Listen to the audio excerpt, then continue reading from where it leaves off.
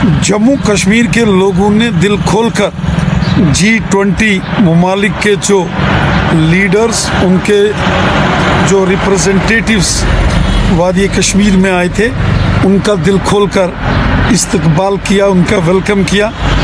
और हमने देखा कि पूरे कश्मीर के अंदर ज़बरदस्त रौनकें हैं, लोगों के चेहरों पर ज़बरदस्त खुशी है। हर जगह लोग खुशहाली से बातें करते नज़र आए।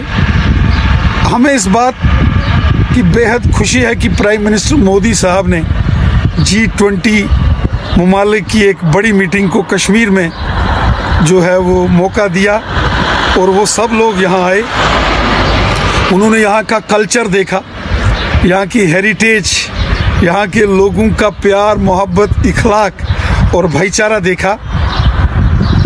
और हम उम्मीद करते हैं कि इस G20 ममालिक की जो एक बड़ी मीटिंग यहाँ वादी कश्मीर में हुई है, इससे पूरी दुनिया में एक अच्छा मैसेज, एक अच्छा पैगाम चला गया कि जम्मू कश्मीर खुशहाली की ओर बढ़ रहा है।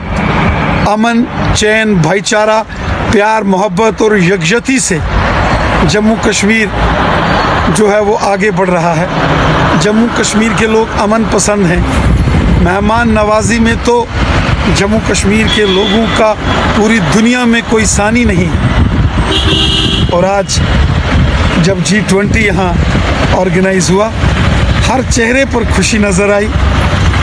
पूरे वादी कश्मीर में लोगों को बेहद खुशी हुई इस G20 के मीटिंग से।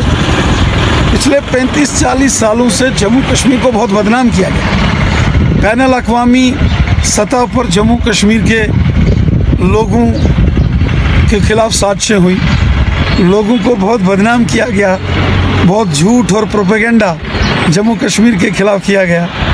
लेकिन आज G20 ममालिक जो दुनिया के सबसे बड़े ताकतवर 20 मुल्क हैं, ये उनका एक ग्रुप है। और ये जो 20 ताकतवर मुल्कों के बड़े लीडर्स यहाँ आए, उन्होंने खुद अपनी आँखों से यहाँ का खूबसूरत माहौल, खुशनुमा माहौल, लोगों का भाईचारा, प्यार, मोहब्बत देखा।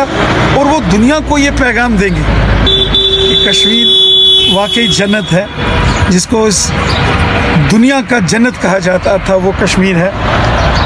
और इसका फ़ायदा कश्मीर को होगा। दुनिया भर का टूरिस्ट कश्मीर आएगा, यहाँ की इकानमी मजबूत होगी।